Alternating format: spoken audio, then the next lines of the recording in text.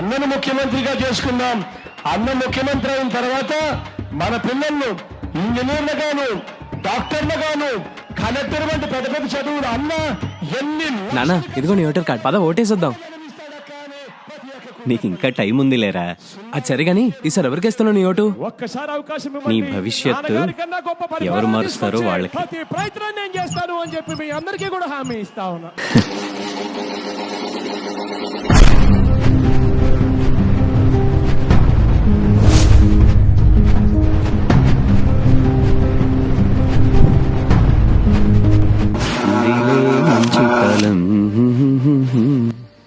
ఏంటమ్మా ఫ్యాన్ ఆపేసావు?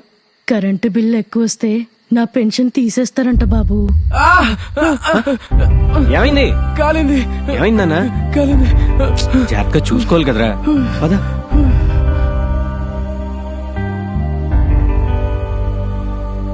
నాన్న నా ఈసారి ఓటు పెన్షన్ ఎవరికి వేసావు? పోయింది బాబు, నా ఎవరికి భవిష్యత్తు చెప్పాలి? గురించి ఆలోచించి వేసానన్నావు కదా, బాకీ ఉంది. బాగా కనిపించిందా? నాన్న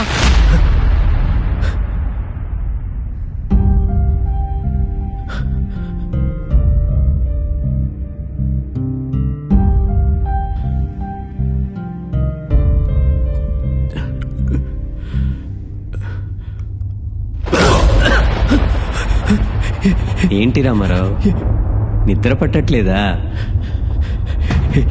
ఎవరు నువ్వు? ఇంకా గుర్తుపట్టలే? నేనయ్యా, నీ అంతరాత్మ. ఎందుకు వచ్చావు? మరి నీలాగా తప్పు చేసి మౌనంగా ఉండలేను కదా, అందుకే. నేనేం తప్పు చేశాను? నేనేం తప్పు చేయలేదు. అబ్బచ్చా, నువ్వేం చేయలేదా? నీ ఒక్కడి ఓటు వల్ల లక్షలాది జీవితాలు రోడ్డున పడ్డాయి. నా ఒక్క ఓటు వల్ల అలా ఏం జరగదు. మచ్చుకి నీకు ఉదాహరణ చూపిస్తాను, నువ్వే చూడు. ఒక పచ్చటి పల్లెటూరులో ఒక చిన్న ఇంట్లో ఒక అక్క తమ్ముడు ఉండేవారు. అక్క ఇంజనీర్ చదివి జాబ్ ట్రయల్స్లో ఉంది. తమ్ముడు డిగ్రీ ఫైనల్ ఇయర్ చదువుతున్నాడు. వాళ్ళ ఇంటి పక్కన ప్రభుత్వ భూమి ఒక ఖాళీ స్థలం ఉంది.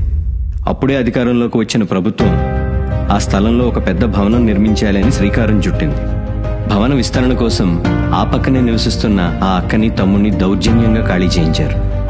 ఒక్క రోజులో నోటీస్ ఇచ్చి దిక్కున చోట చెప్పుకోండి పోండి అని తన్ని బయటకు గెంటేశారు.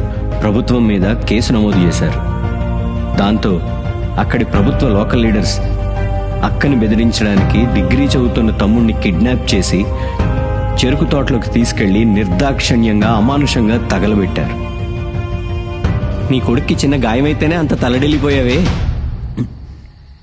అలాంటిది నీ కొడుకీడు కుర్రాన్ని బతికుండంగా తగిలెట్టేశారు.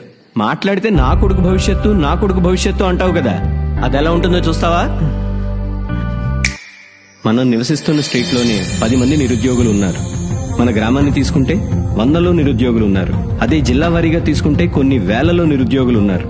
పదవి పేరు చెప్పి 5 ఏళ్లకు మన ప్రభుత్వం ఇచ్చేది 5 లక్షల ఉద్యోగాలు. అవి కూడా అరాకొరా చదువు తగ్గ అర్హత లేనివి. ఈ లెక్కను చూసుకుంటే నీ కొడుకు భవిష్యత్తు ఓ 5-6 వేలకి తాకట్టు పెట్టేసినట్టే. మార్పు అనేది మనలో నుండి రావాలి. సరైన నాయకత్వాన్ని ఎన్నుకోకపోతే నీ కొడుకు భవిష్యత్తు అతలాకుతలం అయిపోతుంది.